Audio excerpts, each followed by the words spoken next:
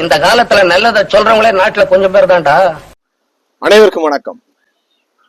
ஐந்தறிவு உள்ள ஜீவன்கள்ல மிகவும் நன்றி உள்ளது நாய்ன்னு சொல்லுவாங்க இல்லையா? ஆனால் 6 அறிவு படைத்த 2 கால்கள் உள்ள மனிதர்களுக்கு நன்றி அறிவு கொஞ்சம் கூட இல்லை அப்படிங்கிறது நமது வாழ்க்கையில நிரூபணமாகி வருகிறது. நடந்த நிகழ்வுகளை மீண்டும் சொல்லி காட்டுவதில் எனக்கு எந்த விதமான சிரமமும் வரவில்லை. தூத்துக்குடி நாசிரியர் திருமண்டலத்துல பாத்தீங்கன்னா அந்த தேர்தல் முதலாவது டிசி மெம்பர்ஸ் தேர்தல் பாத்தீங்கன்னா நடக்கும் போது முதல் தடவை பாத்தீங்கன்னா ஒரு மிகப்பெரிய தடை வந்துச்சு.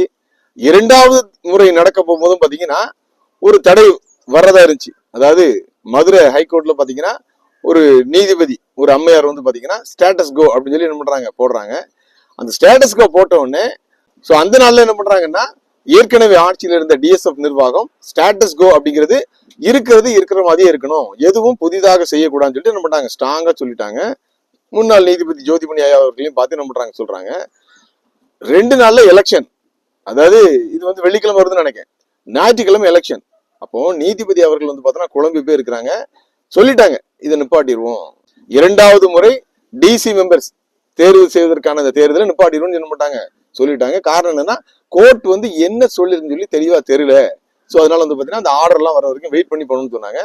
இப்போ பாத்தீங்கன்னா ஆட்சிக்கு வருவதற்காக துடித்துக் கொண்டிருந்த அணியினருக்கு பாத்தீங்கன்னா மிகப்பெரிய கலக்கம். ஜோதிமணி ஐயா தேர்தலை நிப்பாட்டிட்டாங்க, என்ன பண்ணுன்னு தெரியலன்னு உட்கார்ந்து இருக்கும் போதுதான் நமது நாலேஜுக்கும் வந்துச்சு. நமதுன்னா நான் மட்டுமல்ல, எங்களுடைய இணைந்தவர்கள் எல்லாருடைய கவனத்துக்கு வரும் பொழுது நான் என்ன பண்றேன், நீதிபதி அவர்களை தொடர்பு கொள்றேன். ஐயாவும் என்ன பண்றாங்க, இல்ல சில சட்ட சிக்கல் வந்துடக்கூடாதுன்னு சொல்லிட்டு யோசிக்கிறாங்க. நான் சொன்னேன் இல்லையா, ஸ்டேட்டஸ் கோ அப்படிங்கிறது எதற்காக நீங்கள் இங்க நிர்ணயம் செய்யப்பட்டீர்கள், தேர்தல் நடத்துவதற்காக. அப்போ அதை தொடர்ந்து செய்ய வேண்டும் என்பதுதானே தவிர மற்ற எதுவும் இல்லைன்னு சொல்லி சொல்றேன். அதற்கு பிறகு வலைதளம் மூலமாக என்ன பண்ணா ஒரு அருமையான விளக்கத்தை தூத்துக்குடியில் இருக்கின்ற அண்ணன் வட்டக்கோயில் ஜான்சன் அவர்களுடைய அலுவலகத்தை தான் வச்சு அவசர அவசரமா பேசி என்ன பண்ற வெளியிடுறேன். அதே என்ன பண்றாங்க, ஐயா பாக்குறாங்க, ஐயாவோட இருந்த நீதிபதிகள் எல்லாரும் பாக்குறாங்க. அதற்கு பிறகு அன்றைய தினம் பாத்தீங்கன்னா தூத்துக்குடி நாசிரியர் திருமண்டலத்தின் மேலாளராக இருந்த திரு தேவா காபிரில் ஜெபராஜன் அவர்கள் தெளிவாக ஐயா அவர்களை சந்தித்து சொல்லி, அதற்கு பிறகு உச்ச நீதிமன்றத்தின் வழக்கறிஞராக இருந்த வினித் சுப்பிரமணியம் அவர்களை தொடர்பு கொண்டு அதற்கு பிறகு ஒரு தெளிவு கிடைத்துதான் இரவு ஒரு 8-9 மணிக்கு மேலதான் என்ன பண்றாங்க தேர்தல் எந்த விதமான மாற்றம் நடக்கும்னு சொன்னாங்க. ஒருவேளை அன்று பார்த்தோன்னா இந்த அளவுக்கு நாம் முன்னாள் நீதிபதி அவர்களிடம் போராடாமல் இருந்திருப்போம் என்றால் ஸ்டேட்டஸ் கோ போயிருக்கோம்.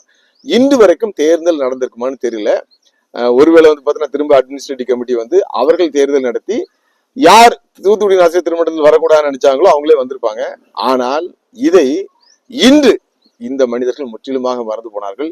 ஏதோ தங்களுடைய சுய சாமர்த்தியத்தில் ஜெயித்து விட்டதாக நடித்துக் கொண்டிருந்து யாரெல்லாம் உழைத்தமோ அவர்கள் எல்லாவற்றையும் இன்று உதவாக்கரை போன்று நினைக்கிறார்கள்.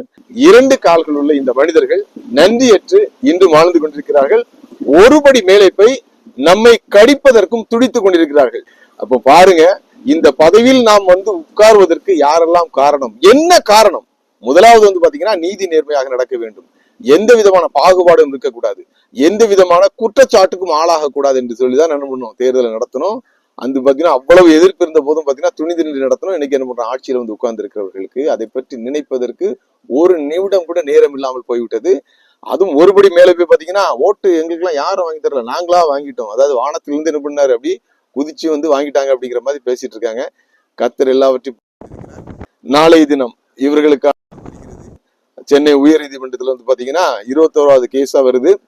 அதற்கும் காத்திருக்கணும். ஏன்னா பாத்தீங்கன்னா நான் ஏற்கனவே சொன்னது போல முன்னாள் நீதிபதி ஜோதிமணி ஐயா அவர்கள் பாத்தீங்கன்னா கடைசி கட்ட தேர்தல் நடத்தியதுல பாத்தீங்கன்னா ஏராளமான குளறுபடிகள் இருக்குது, குழப்பங்கள் இருக்குது. அதற்கு தீர்வு காணாமல் தான் இன்னைக்கு வரைக்கும் உட்கார்ந்துட்டு இருக்காங்க. சோ எனவே அவர்களுடைய நாட்கள் அல்ல மணித்துளிகள் எண்ணப்பட்டு கொண்டிருக்கிறது. நாளைய தினம் தீர்ப்புக்காக காத்திருப்போம். இதுக்கடல பாத்தீங்கன்னா நேற்றைய தினம் திருநெல்வேலி திருமண்டலத்தின் சார்பாக பாத்தீங்கன்னா ஒரு அட்மினிஸ்ட்ரேட்டிவ் கமிட்டி பாத்தீங்கன்னா சினாட் ஆபீஸ்ல போட்டதுன்னு ஏற்கனவே சொன்னோம். நேற்றைய தினம் பாத்தீங்கன்னா கூட்டம் அங்க நடந்தது. ஆனால் பாத்தீங்கன்னா காரசாரமான விவாதங்கள், பேராயர் அவர்கள் மேல ஏராளமான குற்றச்சாட்டுகள் வைக்கப்பட்டது. ஆனால் அவை எல்லாவற்றையும் அவர் என்ன பண்ணல, ஏற்றுக்கொள்ளவில்லை. இல்ல இங்க பாத்தீங்கன்னா சேர்மனுக்கு தான் அதிகாரம், சோ அதனால அப்படித்தான் நடக்கும்னு சொல்லி மிக கடுமையான விவாதங்கள் நடந்தது. அட்மினிஸ்ட்ரேட்டிவ் கமிட்டி என்ன பண்றாங்க, அவங்களுடைய தரப்பு வாதத்தை சொல்றாங்க. பேராயர் பாத்தீங்கன்னா கிட்டத்தட்ட ஒரு 5-6 கணக்குகள் தன்னுடைய சொந்த பேர்ல வச்சிருக்காரு, அவர் மட்டுமே அதை கையாளுறாரு, அது தவறு. திருமண்டலத்தின் கணக்கு என்பது பாத்தீங்கன்னா எப்பவுமே டிரான்ஸ்பரன்ஸா இருக்கணும். அனைவருடைய பார்வையில் படும்படியாகவும் அனைவரும் அதை கையாளும்படியாக இருக்கணும்னு சொன்னதுக்கு பிறகும் கேட்காம அந்த நிர்வாக கமிட்டி எல்லாம் கிடையாது, நான் தான் எங்க எல்லாத்துக்கும் பேராயர் மட்டுமல்ல பெரியவர்னு சொல்லி பேராயர் அவர்கள் வந்து பார்த்தீங்கன்னா தொடர்ந்து முரண்டு பிடித்தனால அந்த கூட்டம் வந்து எந்த விதமான முடிவும் எடுக்காமல் நின்று போய்விட்டது. அதற்கு பிறகு வந்து பார்த்தீங்கன்னா வர 8ஆம் தேதி ஒரு கமிட்டி, எக்ஸிக்யூட்டிவ் கமிட்டி வந்து கூடுவதாக நான் ஏற்கனவே சொல்லியிருந்தேன். அந்த கூட்டத்தில் ஏதாவது முடிவெடுக்கலாம் என்று நினைக்கும் பொழுது வந்து பாத்தீங்கன்னா அதுக்கு முன்னால் கடந்த 3ஆம் தேதி ஒரு வழக்கு வந்து என்ன பண்ணுது, விசாரணைக்கு வருகிறது. அந்த வழக்கை தொடுத்தவர் தூத்துக்குடி ஆசிரியர் திருமண்டலத்தின் மண்ணின் மைந்தர் வாரங்களில் இருக்கின்ற அண்ணன் சாமுவேல் அவர்கள். அவங்க என்ன கேட்டிருந்தாங்க அப்படின்னா, இவர்கள் வந்து எக்ஸ்டென்ஷன் பீரியட்ல இருக்காங்க, ஸோ அதனால வந்து பாத்தீங்கன்னா 8ஆம் தேதி வந்து அந்த எக்ஸிக்யூட்டிவ் மீட்டிங் கூட்டக்கூடாது அப்படின்னு சொல்லி கேட்டிருந்தாங்க. ஏன்னா அந்த எக்ஸிக்யூட்டிவ் மீட்டிங்ல வந்து நிறைய முடிவுகள் எடுப்பாங்க. குறிப்பாக தூத்துக்குடி ஆசிரியர் திருமண்டலமா இருக்கட்டும், இன்னும் வந்து பாத்தீங்கன்னா சில பேராயங்கள்ல வந்து பேராயர் தேர்தல் நடைபெற இருக்குது, அதை இவங்க நடத்தக்கூடாது. ஏன்னா காரணம் வந்து பாத்தீங்கன்னா இவங்க வந்து எக்ஸ்டென்ஷன் பீரியட்ல தான் இருக்காங்க. அதாவது போறதுக்குள்ளே எந்த அளவுக்கு காசு அடிக்க முடியுமோ, எந்த அளவுக்கு தங்களுக்கு கட்டுப்படுகிற ஆட்களை கொண்டு வர முடியுமோ அப்படிதான் நினைப்பாங்க. அது நீதி நேர்மையாக நடக்காது அப்படிங்கிற காரணத்துக்காக என்ன பண்ணாங்க சொன்னாங்க. ஸோ அந்த வழக்கு வந்து பாத்தீங்கன்னா விசாரித்த நீதிபதி அவர்கள் வந்து பாத்தீங்கன்னா இந்த 8ஆம் தேதி வந்து அந்த கூட்டத்தை நடத்தலாம், ஆனா அதுல வந்து எந்த விதமான முடிவுகளும் எடுக்கக்கூடாது, காத்திருக்குன்னு சொல்லி 15ஆம் தேதிக்கு என்ன பண்ணிருக்காங்க, ஒத்தி வச்சுட்டாங்க. இந்த 15ஆம் தேதி அண்ணன் சாமுவேல் அவர்கள் போட்டிருக்க அந்த வழக்கோட இந்த ரிட்டை வந்து அந்த நீதிபதி அக்செப்ட் பண்ணிட்டாருன்னா அதோடு தற்போது எக்ஸ்டென்ஷன் பீரியட்ல இருக்கிற அந்த சினாடுடைய அந்த அதிகாரங்கள் முற்று பெறும். எனவே வந்து பாத்தீங்கன்னா அவர்கள் தொடர்ந்து அந்த பதவியில் இருக்க முடியாது. சினாடுக்கு முதல்ல தேர்தல் நடக்கும். அங்க வந்து பாத்தீங்கன்னா ஒரு அட்மினிஸ்ட்ரேட்டர் போடுவாங்க. ஏற்கனவே வந்து பாத்தீங்கன்னா முன்னாள் நீதிபதி பாரதிதாசன் அவர்கள் இருந்தது போல ஒரு அட்மினிஸ்ட்ரேட்டர் போடுவாங்க. அதற்கு பிறகு சினாடு தேர்தல் நடக்கும். நம்ம வந்து பிரதம பேராயர், ஜெனரல் செக்ரட்டரி, அது போல பொருளாளர் மற்றும் அமைப்புக்கான அனைத்தும் தேர்ந்தெடுக்கப்பட்டு அதற்கு பிறகுதான் வந்து பாத்தீங்கன்னா தூத்துக்குடி ஆசிரியர் திருமண்டலமா இருக்கட்டும் மற்ற எல்லா இடங்களிலும் திருமண்டல தேர்தல் நடக்கும். அது போல திருநெல்வேலி பேராயிருக்கும் என்ன அப்படிங்கிறது தெரியும்.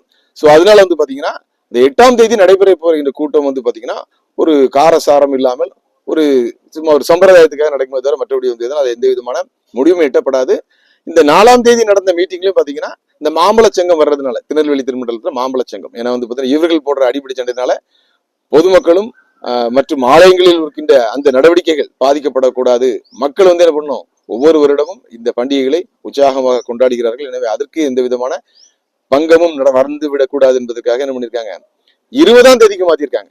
அதாவது இந்த 15ஆம் தேதி கேஸை பார்த்துட்டு அதுக்கு பிறகு என்ன பண்ணுவோம், 20ஆம் தேதி திருநெல்வேலி திருமண்டலத்தில் சார்பாக நடத்தப்படுகின்ற அந்த அட்மினிஸ்ட்ரேட்டிவ் கமிட்டி கூட்டத்தை நடத்துறாங்க. இப்போ நம்ம இங்க வந்து பாத்தீங்கன்னா குறிப்பாக சொல்ல வேண்டியது ஒரே ஒரு விஷயம் தான். இந்த திருமண்டலங்கள்லாம் பாத்தீங்கன்னா தியாகத்தால் உருவாக்கப்பட்டது சொல்லிக்கிட்டே இருக்கும். அது போல பாத்தீங்கன்னா மிஷினரிகளால் உருவாக்கப்பட்டது, அதையும் சொல்லிட்டே இருக்கும். இது வந்து இங்க இருக்கின்ற மனிதர்கள் என்று சொல்வதை விட பணத்தாசை பதவி ஆசை பிடித்த இந்த மனிதர்களுக்கு வந்து பாத்தீங்கன்னா ஒருபோதும் காதில் ஏறப்போவது இல்லை. எப்பொழுது இங்க மாற்றம் வரப்போகிறது என்றும் தெரியவில்லை. ஆனாலும் கூட பாத்தீங்கன்னா அண்ணன் சாமுவேல் வாராங்களை சேர்ந்தவர்கள் போன்றவர்கள் எதற்காக வந்து இன்னைக்கு வந்து பாத்தீங்கன்னா போராடி கொண்டிருக்கிறார்கள் என்றால் அதுவும் வழிதான்.